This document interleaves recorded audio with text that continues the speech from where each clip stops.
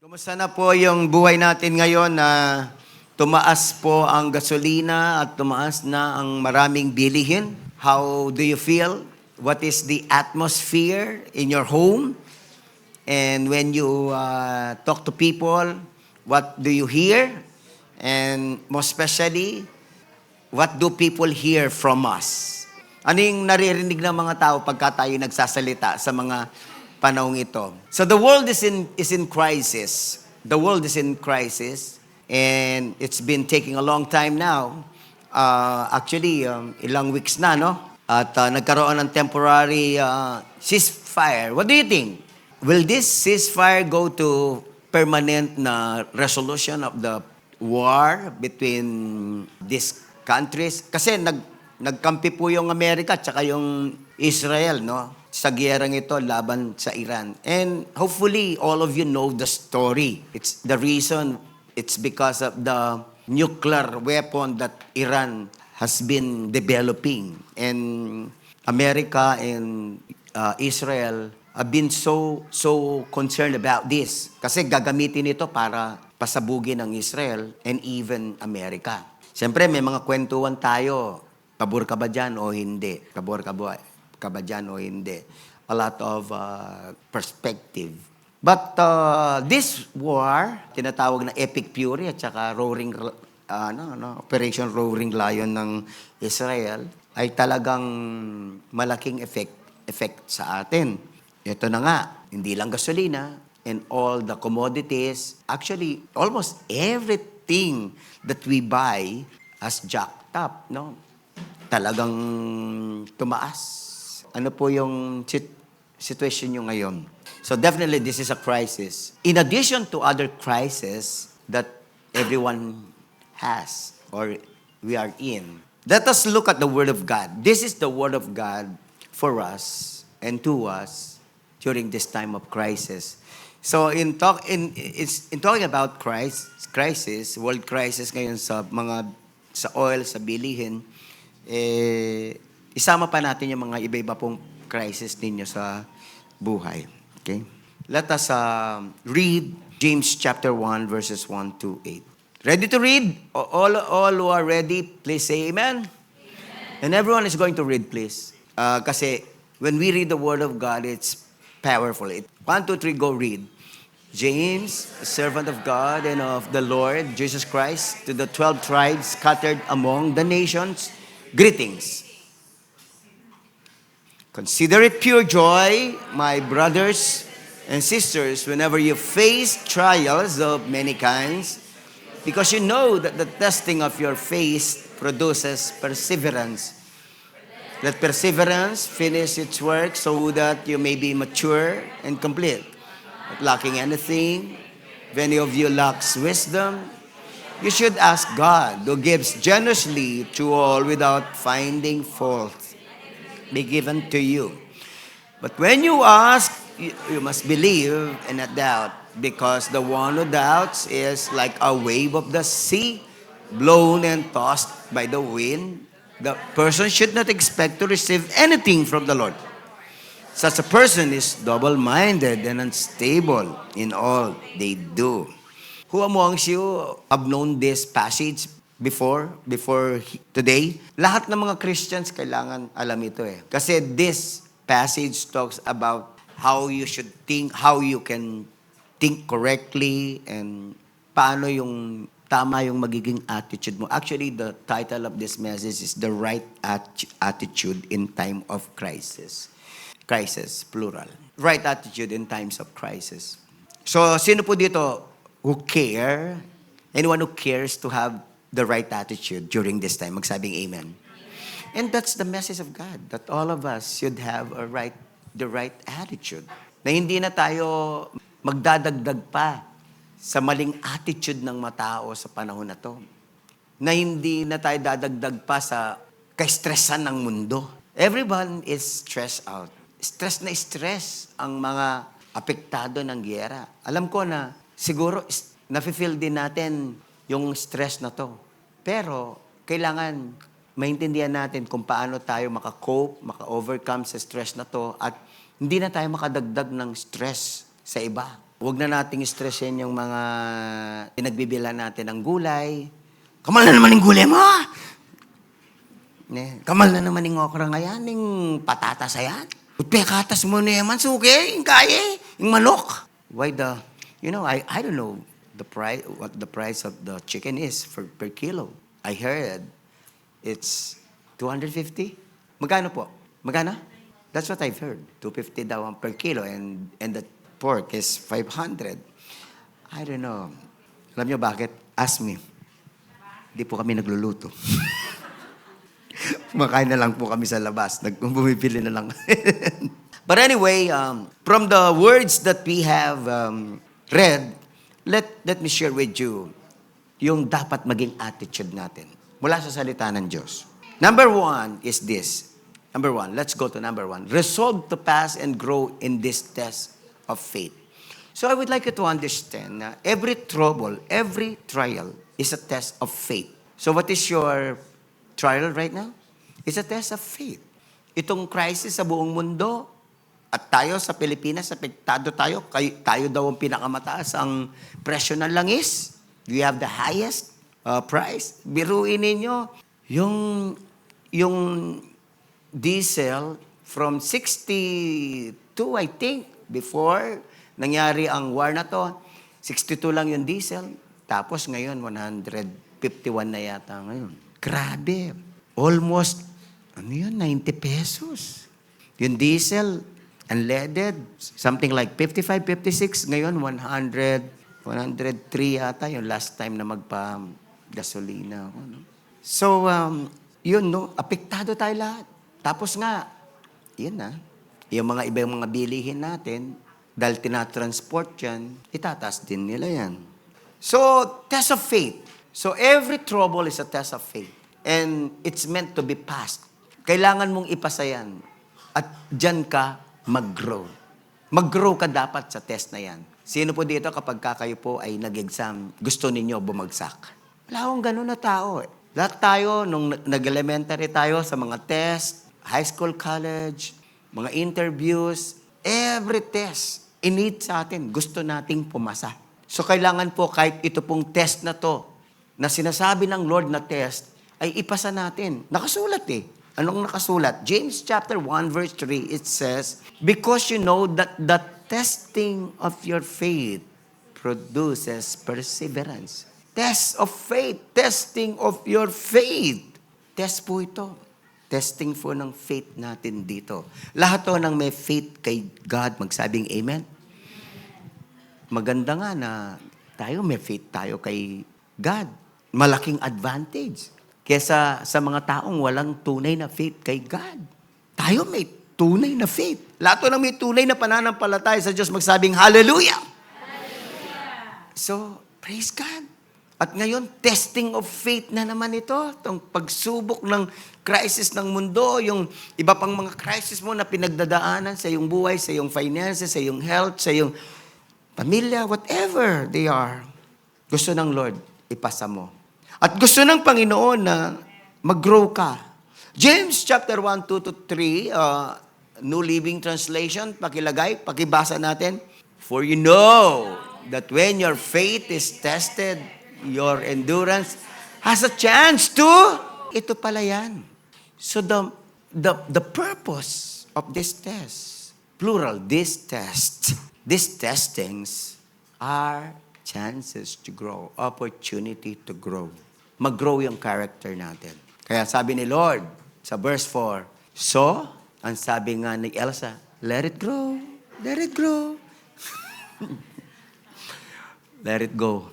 Let it grow. Sabi natin lahat, let it grow. Let it grow.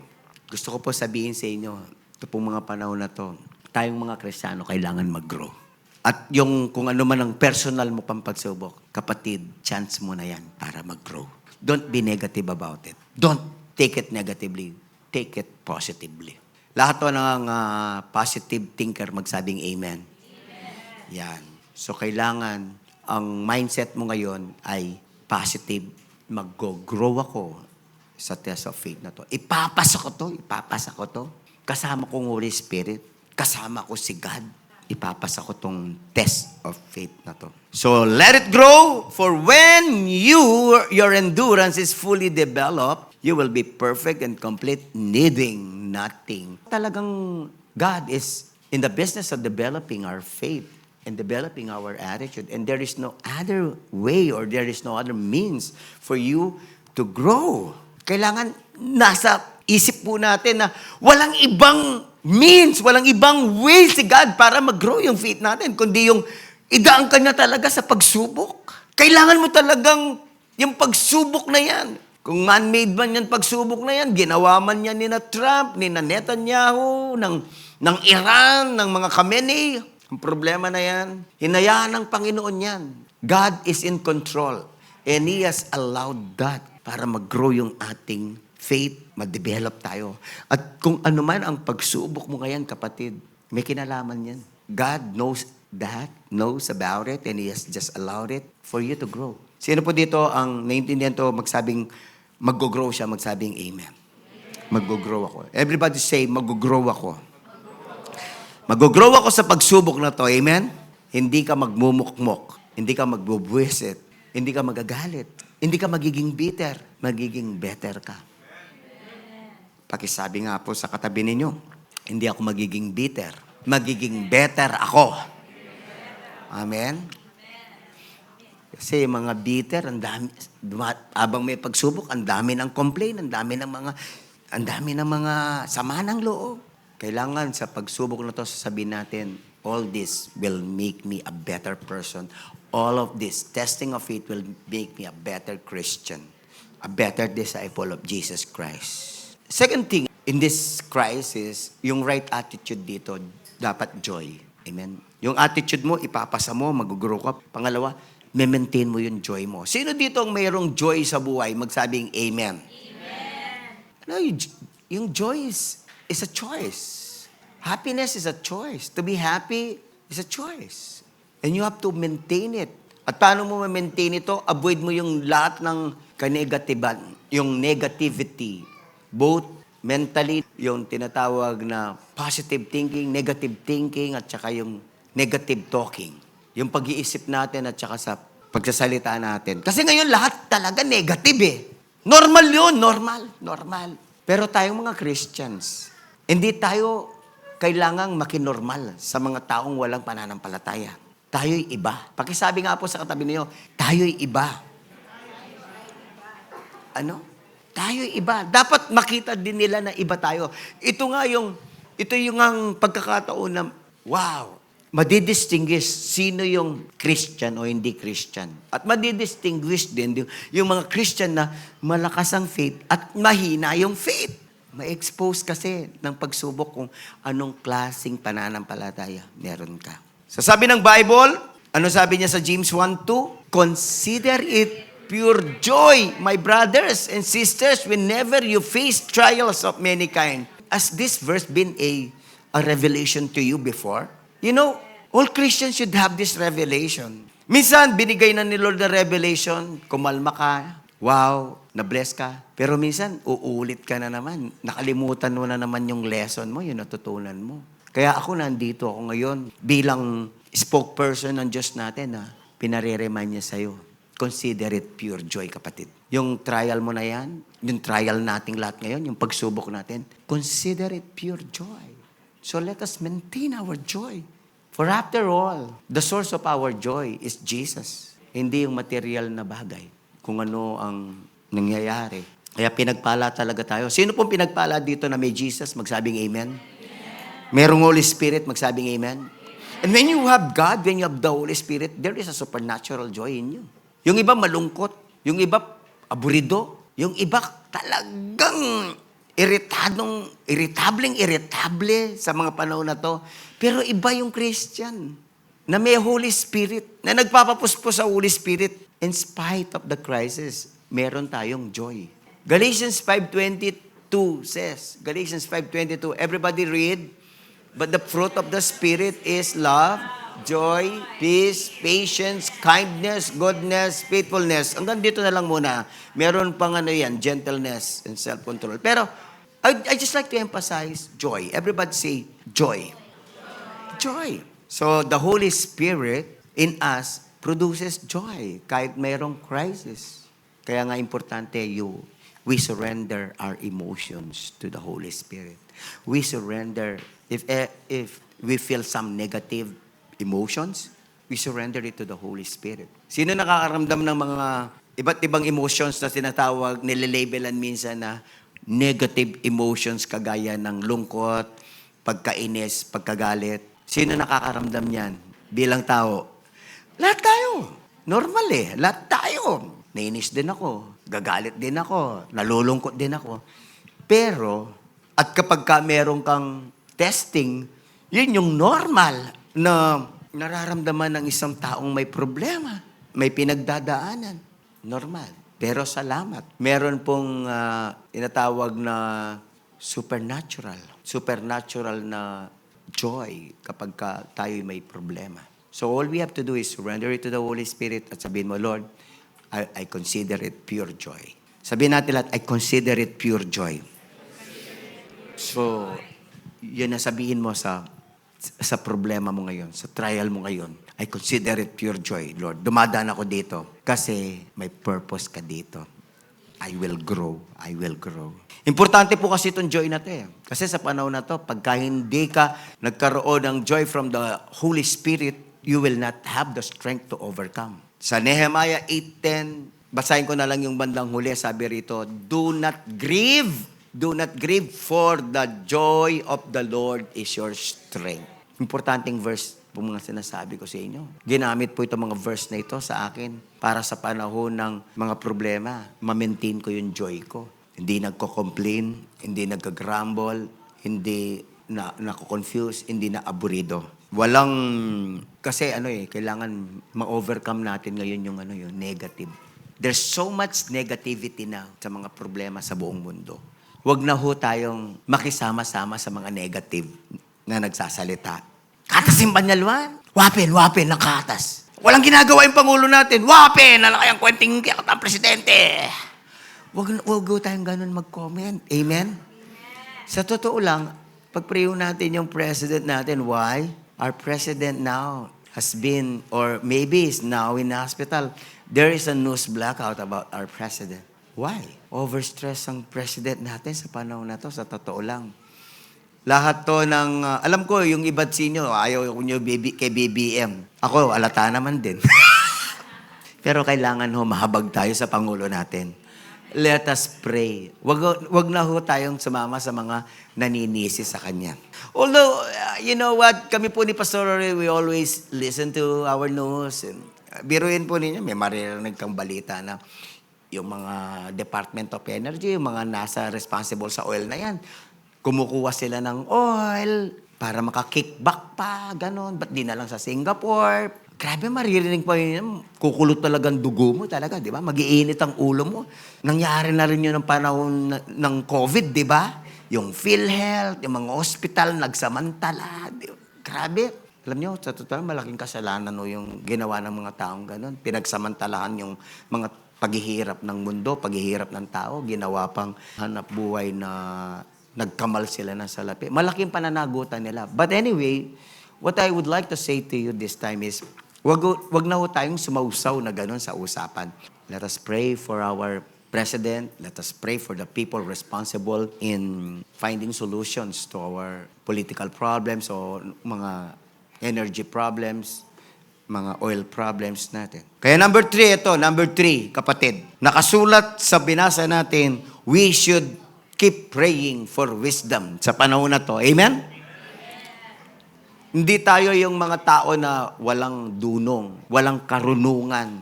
Kailangan sa mga panahon na to, yung mga Kristiyano, merong karunungan paano nagsasalita at kung ano ang gagawin. Nakasulat sa James chapter 1 verses 5 to 8. Everybody read the word. 1, 2, 3, go read. If any of you lacks wisdom, you should ask God, who gives generously to all without finding fault, and it will be given to you. But when you ask, you must believe and not doubt, because the one who doubts is like a wave of the sea, blown and tossed by the wind. If any of you lacks wisdom, sabi doon, O sige, tuloy pa natin. That person should not expect to receive anything from the Lord. Such a person is double-minded and unstable in all they do. But let me go back to verse 5. If any of you lacks wisdom, so in every trial, every trouble, every crisis, we need wisdom. Ang katapat dyan, wisdom. Yung mga taong walang wisdom, talagang magagalit, they'll get mad, they'll get so angry, papakita nila, negative na negative, mga taong walang wisdom. But all of us who have the wisdom from God, magpe-pray tayo, amen? Let's keep on praying during this time for wisdom, na hindi na tayo para bang wag na tayong magdadagdag ng negative atmosphere at influence pa. Hindi na. Tayo yung magbibigay ng pag-asa, magbibigay ng comfort sa mga panahon na ito ng problema. So, even with your personal trials, pray for wisdom what to do so that you won't be confused and you won't be irritated and become irritable. If any of you lacks wisdom, you should ask God. So this is about prayer. You should ask God. And there's a promise from the Lord that our God gives generously to all without finding fault. This is the character of God. Whenever you ask for wisdom, He is so generous in giving wisdom. This is one of the most favorite answers of God to people who are praying to Him. To people who are praying to Him. Kung alam niyo po, merong gustong sagutin ng Panginoon, favorite po niya yan. Generous po siya dyan. Generous po siya. Sino po dito nagpe-pray? Magsabing amen? Amen. So yung minsan, sometimes we think we can solve the problem on our own ability, our own, yung tinatawag na intelligence. Pero kailangan po yung pong wisdom natin galing sa Diyos. Kasi yung galing sa Diyos na wisdom, yun ang magsosolve sa problema. Yun ang magsosolve sa crisis. Amen? Kaya siguro minsan hindi na nasosolve yung problema mo, yung crisis mo. Galing lang sa'yo yung solusyon. Galing lang sa'yo. Kaya nga sabi ko, ginawa ko na lahat. Piniga ko na lahat ang utak ko. Wala pa rin nangyari. Sabi ng Panginoon, Proverbs 3, 5, and 6, trust in the Lord with all your heart. Sabi ng ganun, do not lean on your own understanding. Pwede bang pakita ninyo yun? Importante yun eh. Do not lean on your own understanding. Kasi minsan, kaya hindi nasusolve ang problema natin. We lean, o kadalasan, we lean on our own understanding. But the Word of God says, do not lean. Lean not on your own understanding. So this is about humility before God. Humble yourself. It's not your own understanding that is going to solve your problem, solve your needs, but it is the wisdom that is going to come from Him. Ang sabi niya dito, in all your ways, acknowledge Him, and He will make your path straight. Yun yung magsosolve. Amen? Kaya nga, I'd like you to understand this and always impress this on your heart, that prayer is the solution. Prayerlessness is a sin. Prayerlessness is a form of pride. That's why it is a sin. Ito po yung panahon na maging mapanalangin tayo. Do you still remember when we had this crisis of COVID? Sino po nung panahon ng COVID naging prayerful siya? Magsabing amen. Amen. Naging prayerful po tayo nung COVID. O siguro kaya nga may problema na naman tayo kasi umihina na naman yung ating pananalangin. Our sense of need of God. Kaya may problema. Minsan ang Diyos ganyan nagpapapansin. Magkakaproblema ka para pansinin mo naman siya. Diba?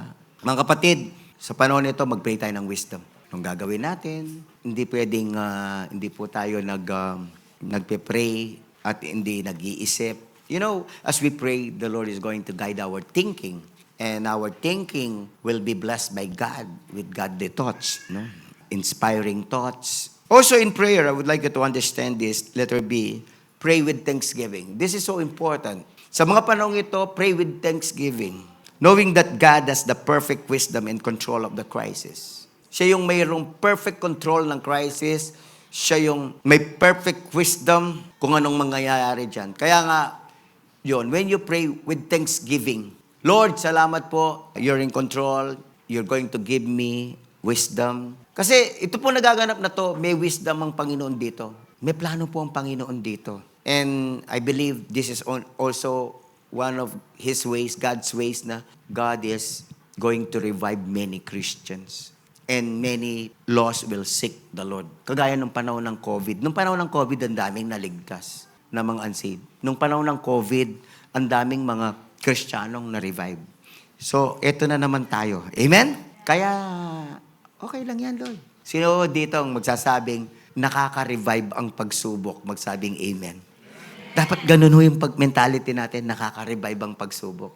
Imbis na nakakapagpalayo po yun, nakakapagpa-backslide, dapat ang mentality natin, yung puso natin, itong pagsubok na to, ito yung way ng revival ng Lord sa buhay ko.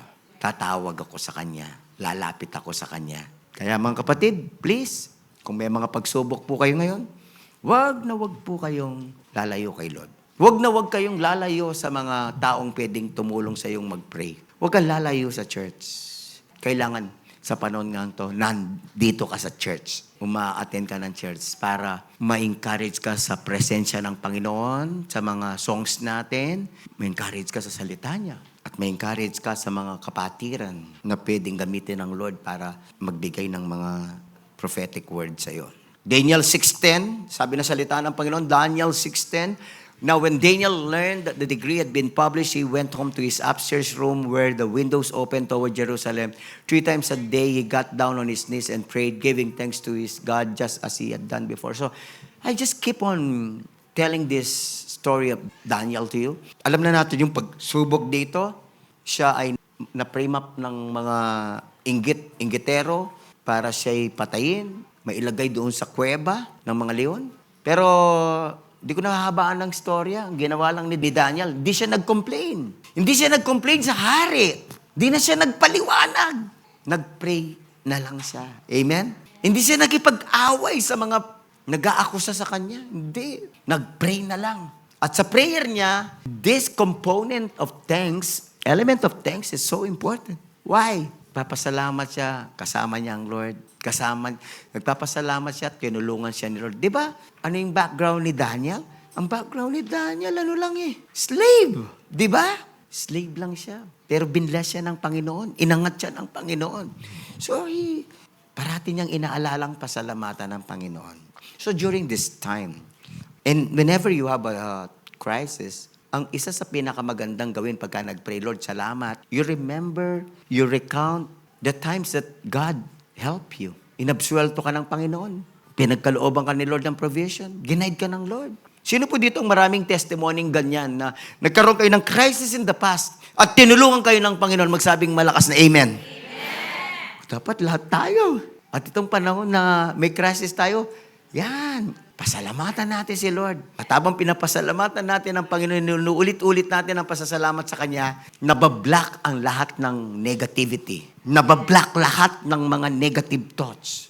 Habang nagpapasalamat tayo, yung ating faith ay lumalakas ng lumalakas. Amen?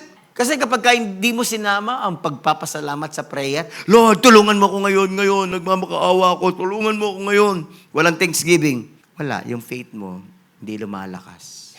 Pero pagka sinamahan mo ng thanksgiving, Lord, thank you, tapat kayong tumutulong noong nakaraan, tinulungan niyo ako. Nung panahon na ganito, nire-recount, wow, lumalakas yung faith mo. Kaya nga, doon sa pelikula nung War Room, meron siyang, si Elizabeth, meron siyang di ba? Wall of Remembrance. Everybody say, Wall of Remembrance. The Wall of Remembrance is about the times that God helped her sa lahat ng kanyang pagsubok. Mga testimonies yun ng pagkilos ng Diyos sa kanyang buhay. Blessing ng Diyos sa kanyang buhay. Wall of Remembrance. Kaya importante, meron din tayong Wall of Remembrance, right? Lahat o dito na merong Wall of Remembrance, pasasalamat ng panahon ng COVID, magsabing amen. Sabi mo sa mga mag-amen ka, kundi patay ka na nun. You know, if you're not thankful that you went through the COVID, hindi ka matinding nagpasalamat, nakalagpas ka sa COVID pero hindi ka nagpasalamat kay Lord. Naawa ako sa iyo. Kasi di mo nakita ang kamay ng Diyos na nag-ingat sa iyo. Ako kitang-kita ko. Amen. Pakitanong sa katabi mo, kita mo ba? Ephesians chapter 4, verses 4 to 7, the Word of God says, importante ito, alam niyo po kapag po ako may pangangailangan, nasa crisis, ito po yung mga verse na binabalikan ko. And these verses are so powerful. Kailangan nyong bulay-bulayin, kailangan kong talagang buhayin sa inyong mga puso sa tulong ng Holy Spirit. Sabi rito, Philippians 4, 4 to 7, rejoice in the Lord always. I will say it again, rejoice. Let your gentleness be evident to all. The Lord is near. Ito na yung matinding rema. Do not be anxious about anything. Yeah, sabi na Lord sa problema mo yan, do not be anxious about that problem, about that child. Do not be anxious about the gasoline price. Minsan, usapan namin Nung hindi pa tumataas ang gasolina, talaga, sige, sakyan, atid ng atid. Tapos may tinanong ako, si Pastora Je. Kasi si Pastora Je, mapagatid yun ng flock niya. Sabi ko, ngayong matas na yung gasolina, naghahatid ka pa ba? Oo, Pastor, sabi niya. Pareho lang. Nagpo-provide si Lord. Amen? Praise God. Dapat ganyan pa rin. Nagmi-ministry pa rin sa mga kapatiran, sa sasakyan, kahit mayroong mataas na gasolina. Amen? Yung mga nasa online, I don't know, siguro sa inyo may sakit, kaya kayo nasa online. Pero sana naman yung mga nasa online, ang reason kung bakit kayo hindi nagpunta dito dahil nagtitipid kayo ng gasolina, pinagpipray ko kayo. Pinagpipray ko yung faith ninyo. Hindi mo dapat ganun, di ba? Sorry, I love you all, no? Yung mga nasa online, mahal ko po kayo. Pero kailangan, kahit may pagsubok, magpapagasolina pa rin tayo papunta sa church. Amen? Malay mo, papalitan ni Lord yan ng electric car. O kaya dagdagan ka ni Lord ng electric car. O dalawa na yung pinag-pray ko ito nakaraan, bumili ng BYD. Hindi ko nasasabihin ang kanilang pangalan. Bigyan ko na lang kayo ng clue, nasa praise and worship team. Yung dalawa na yun. Grabe ko, itong panahon na to, bumili pa ng bagong sasakyan. Amen. Oh. Ako, gusto ko rin, nagpe-pray din ako magka-BYD para lahat ihahatid ko hanggang Baguio at saka sa... Di rin naman po kami tumigil na maghatid. By the way, ako po nagpupunta na pa ng Maynila. Sa panahon ito, sa aking ministry. Mamaya magpe-preach po ako sa Manila, 5:00. Okay, sabi rito ni Lord, do not be anxious. Sabihin mo sa mga, do not be anxious. Kasalanan yan pagka naging anxious ka. Do not fear, do not worry.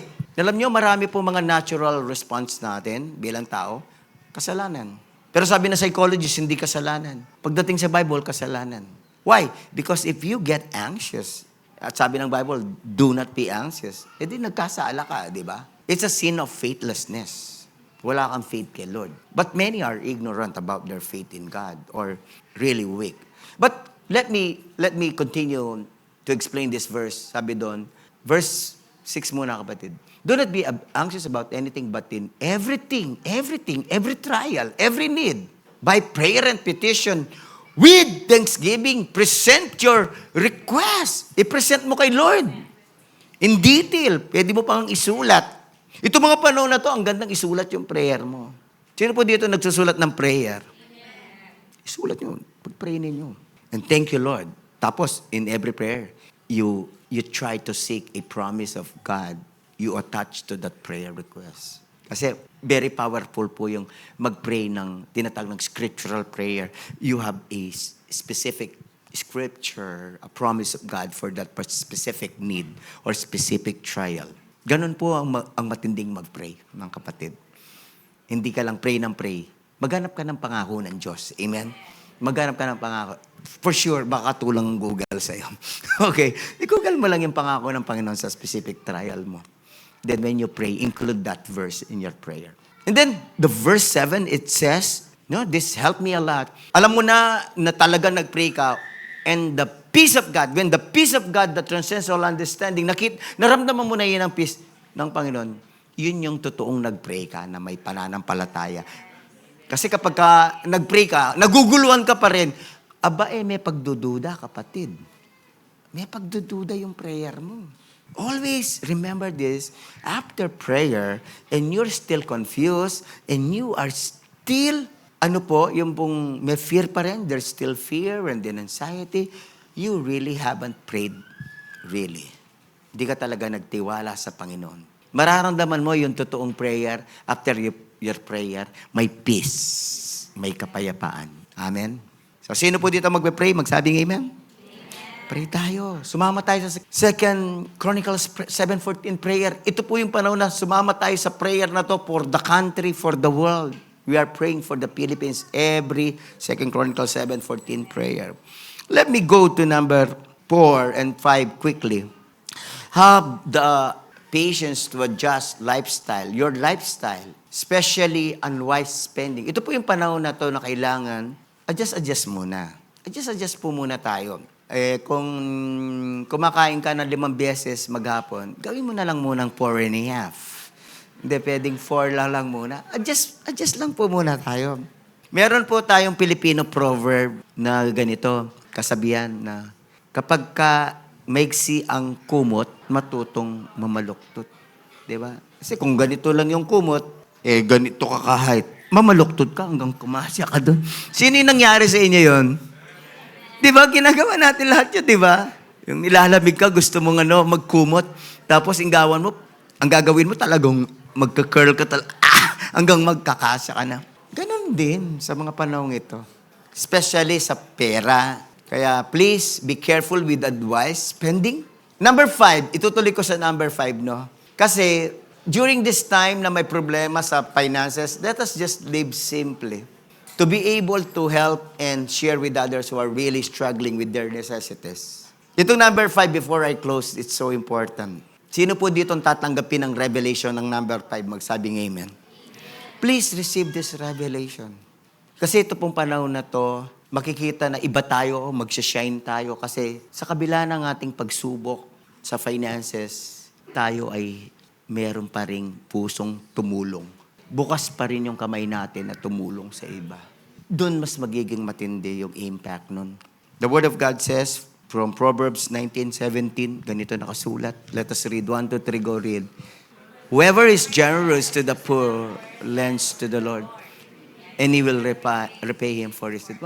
Itong verse na to, one of my life verses in helping. Kapag kami lumapit na poor sa'yo, magbigay ka. So, imbes na irritable tayo sa mga humingi ng tulong, please, let us pray for them. Kawawa sila. At alam nyo, anong pangako ng Lord? Whoever is generous to the poor lends to the Lord. Grabe, may utang si Lord sa iyo. Magkakautang si Lord sa iyo pagka nagbigay ka sa poor. At pagka nagbigay ka sa poor, sabi ni Lord, He will repay him for his deed. Siguradong babayaran ka ni Lord. Sabihin mo sa mo, siguradong magbabayad siya. Hindi manunuba si Lord. Babayaran ka niya. Palagay mo kung tumulong ka sa poor, tumulong ka ng 50, 100. Magkano ibabayad niya sa'yo? Alam nga naman 50 o 100 lang. Sigurado. Ang pinakamahinang bayad ni Lord sa'yo, times 10. Mahina na yun ako. Alam ni Pastora Ruth yun. Pagka may problema ako sa pera o may pangangailangan kami sa pera ni Pastora Ruth, maghahanap ako ng... Hindi na ako maghihintay ng poor na lalapit sa akin. Sa totoo lang, ako nang maghanap. Sino kaya tutulungan ko dito? Talagang maghanap po ako. May sikreto po ako. Sabihin ko sa inyo, alam niyo kung sino yung tutulungan ko parati? Yung mga taong grasa. Ngayon po, wala na akong mahanap. wala na taong grasa ako nakikita. Pero yun ang favorite kong tulungan. Tapos bibigyan ko. Tuwang-tuwa sila. Lahat ng tinatanggap ang revelation, magsabing amen. Ay nako, maghanap po kayo ng tutulungan. At si Lord ang magbabayad. Ito, ibigay ko muna doon sa Proverbs, Deuteronomy 15. Sa Deuteronomy. Pakilagay nga sa Deuteronomy. Ito. 1, 2, 3, go. Read. You shall not harden your heart or shut your hand against your poor brother, but you shall open your hand to him. Walang ganyan. Dapat ganyan. Pwede po bang practice? Lahat tayo, open hand. Yan, open hand. Harapin mo yung katabi mo, open hand. Open hand. Hindi sarado. Amen? You shall open your hand to Him. Let us open our hands. Itong panahon ng crisis, hindi po ito yung panahon na nagsasara ng kamay. Ito yung panahon na nagbubukas ka ng kamay. Yung mundo, pagka may pangailangan, magtipid. Walang lalabas. Tipid. Walang gagastos. Ganun ho yung mundo eh. Pero pagdating sa Panginoon, pagka panahon ng crisis, bukas palad. Pero gusto ko sabihin sa inyo, may wisdom din ha, baka hindi ka na nag-iisip. Di basta, pagpe-pray mo lahat ng bibigyan mo. And I'll close this with this verse from Corinthians. Sabi ng Corinthians, 2 Corinthians 19:6-7. Basta, 1, 2, 3, go read. Remember this, whoever sows sparingly will also reap sparingly. And whoever sows generously will also reap generously, for God loves a cheerful giver. Grabe. Itong verse na to, bakit kaya meron pang remember this? Sabihin mo sa mo, remember this. Kapag may remember this, ibig sabihin, wow, this is a very strong word from the Lord. Remember this, kapatid. Do not ever forget. Whoever sows, kung ikaw nag-sow ka, nagtanim ka, aani ka. Malaking itanim mo, malaki aanihin mo. Amen. Ito yung panahon na magtatanim tayo. Amen. Especially sa mga brothers, sa mga unbelievers. Pagka nagtanim ka ng kabutihan, magbubukas yung kanilang puso para kay Jesus. Magbubukas ang puso nila para sa gospel. Marami pong mga tao na bumukas ang kanilang puso sa gospel kay Jesus nung sila po ay nakaramdam ng pag-ibig na mayroong concrete na tulong. Huwag lang natin sinasabing, mahal kita, baka pa natin ang gawa. Sa biyaya ng Panginoon, yung kaya natin. Sino po dito, nasa panong ito, sasabihin niya, tutulong ako, hindi ako ang tutulungan. Amen? May I rephrase it? It is something like this. Tutulong tayo nang hindi tayo talagang mag-i-expect na tayo ang tutulungan, ha? Huwag tayong expect na tayong tutulungan. Ang word ni Lord sa atin, tayo yung tutulong. Huwag nating expect. Pero, ito sabi ni Lord, kapag ka ikaw ay nagtanim, i-bless ng Lord yung tinanim mo. Mag-expect tayo kay Lord. Aani tayo kay Lord.